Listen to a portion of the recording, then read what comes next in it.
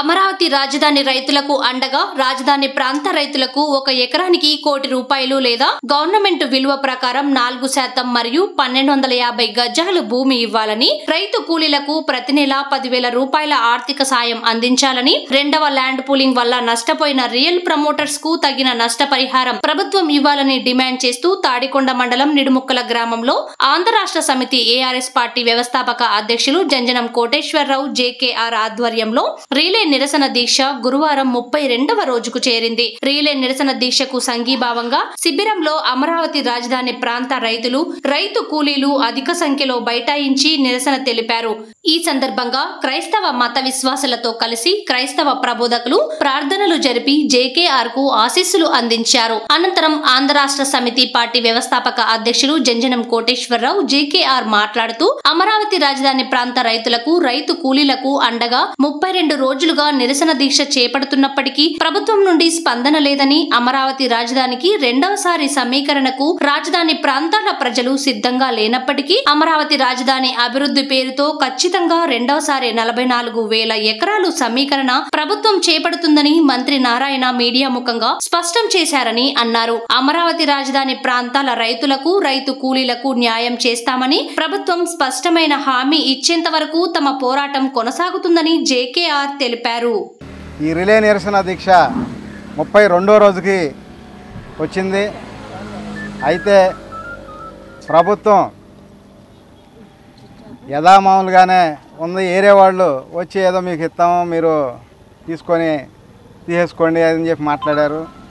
నేనైతే స్పష్టమైన హామీ సీఎం గారు ఇవ్వాలి, ప్రెస్ మీట్ ద్వారా కానీ సరే. ఆయన సీఎం గారు మేము ఇక సెకండ్ పూలింగ్ తీసుకోవటం లేదు, ఫస్ట్ పూలింగ్ తీసుకున్నది డెవలప్మెంట్ చేసేస్తాం అని చెప్పాలి. Inner ring road, outer ring road ఏ అయితే సర్వే నెంబర్లు వదిలారో ఆ ప్రకారంగా భూసేకరణ చేసిస్తామని చెప్పి చెప్పాలి. అంతేగాని ఎవరో ఏదో మాట్లాడితే ఈ దీక్ష శిబిరం తీసేసుకొని, ఈ దీక్ష మానేసుకొని వెనకాడుగు వేయటం అనేది అది జరగదు.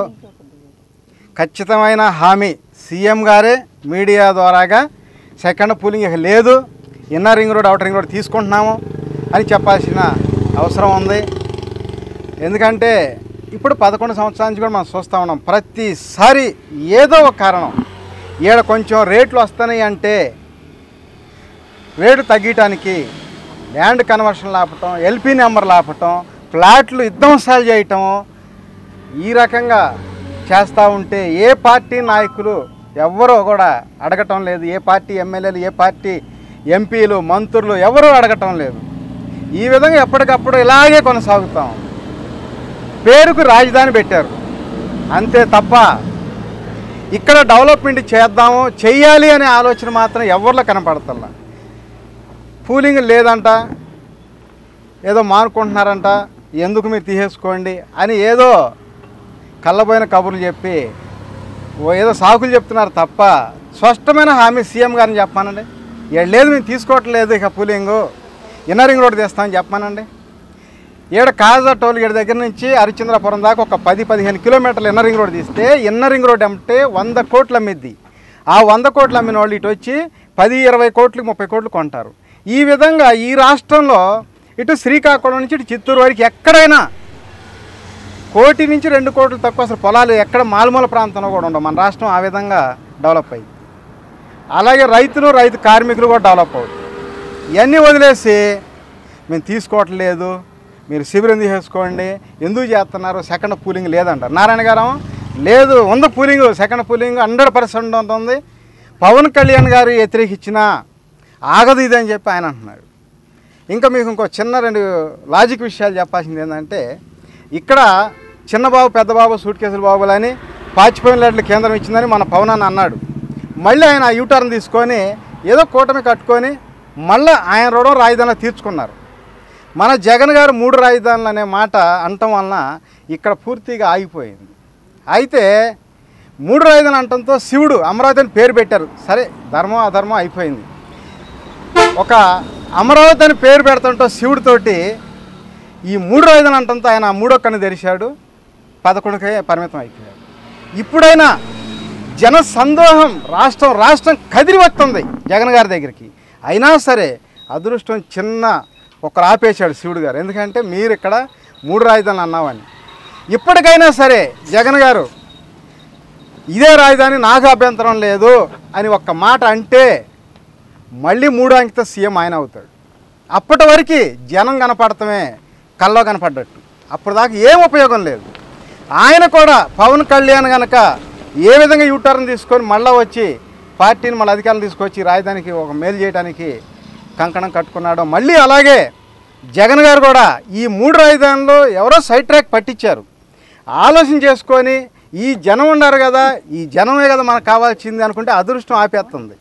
జనం కనపడుతున్నారు, అదృష్టం ఆపేస్తుంది. కాబట్టి ఇప్పుడు ఈ శివుడు 3వ కన్ను తెరిచి 2 అంకెలకి పరిమితమైన ఆయన మళ్ళీ 3 అంకెలతో సీఎం అవ్వాలంటే నాకు ఇదే రాజధాని నాకు అభ్యంతరమే లేదు, కావాలని కొంతమంది నన్ను అప్పుడు కావాలని ఏదో సలహాలు ఇచ్చి ఇది ఒక 3 రాజధాని అనమని చెప్పి అనిపించారని చెప్పి ఆయన ఒక నిర్ణయానికి వచ్చి నాకు అభ్యంతరం లేదని ఒక్క మాట అంటే శివుడు శాంతిస్తాడు, అమరావతి డెవలప్ అయ్యింది, జగన్ మళ్ళీ 3 అంకెలతో సీఎం అవుతాడు. వాస్తవాలు ఇవన్నీ కూడా ఏంటంటే చిన్న చిన్న విషయాలు ఆ స్థాయి దాకా పోవు. జనం ఈ రకమైన సందోహాలుగా వస్తున్నారు. మరి ఎందుకని సీట్లు అయ్యి అంటే శివుడు మోడీ గారు కావచ్చు, లేకపోతే నిజంగా శివుడే కావచ్చు, ఏదైనా అడ్డుపడుతుంది ఒక శక్తి. ఆ శక్తి తొలగిపోవాలి అంటే ఇదే రాజధాని అని ఆయన కూడా ఒప్పుకోవాలి.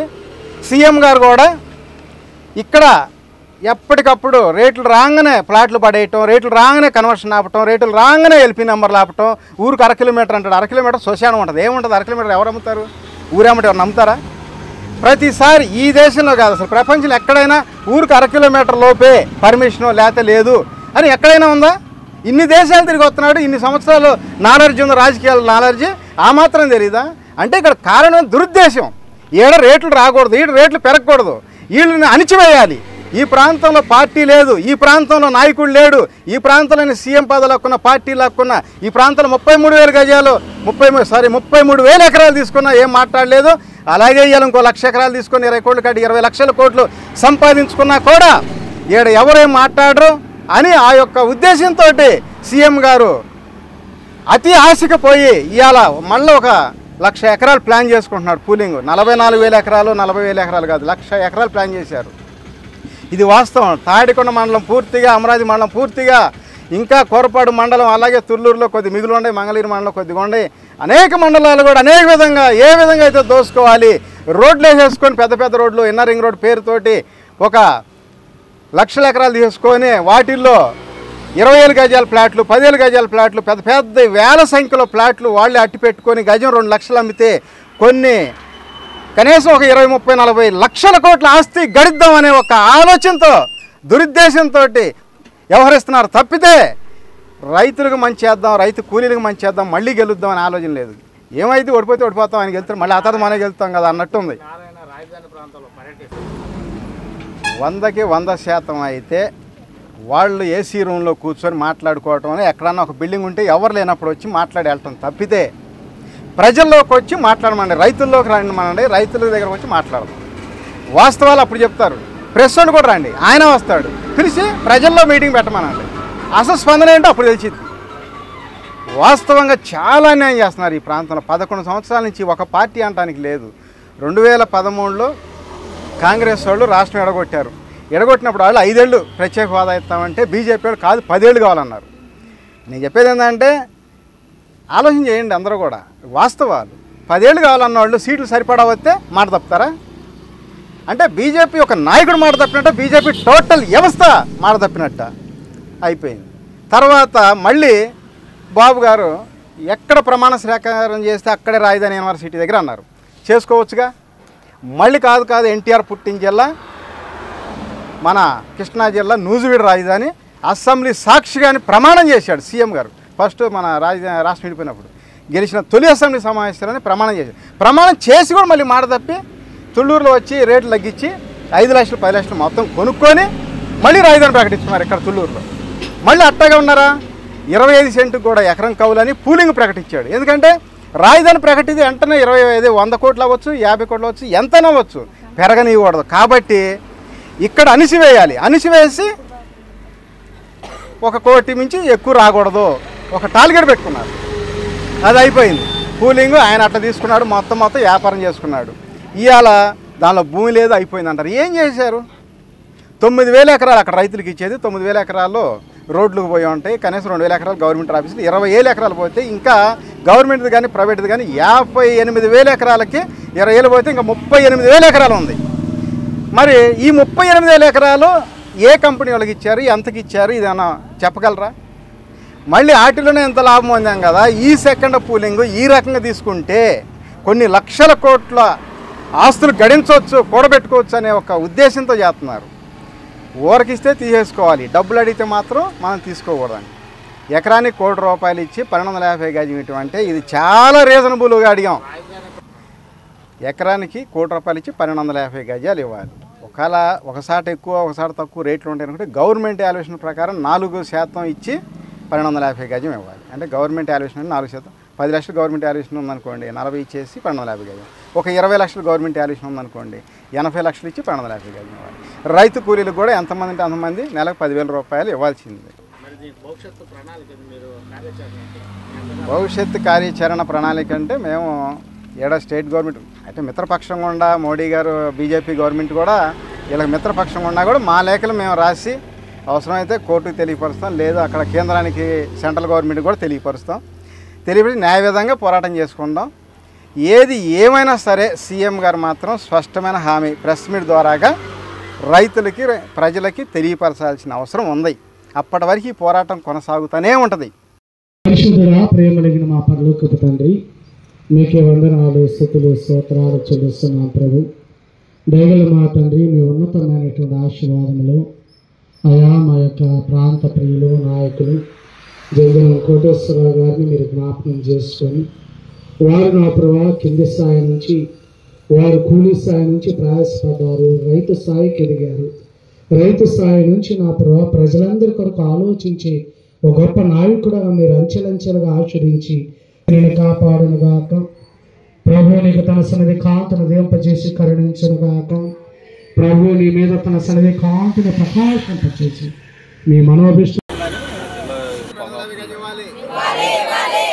రైతు కూలీలకు నెలకు 10,000 ఇవ్వాలి. రైతులకు ఎకరానికి ₹1,00,00,000 ఇచ్చి 1250 గజం ఇవ్వాలి. రైతు కూలీలకు నెలకు ₹10,000 ఇవ్వాలి.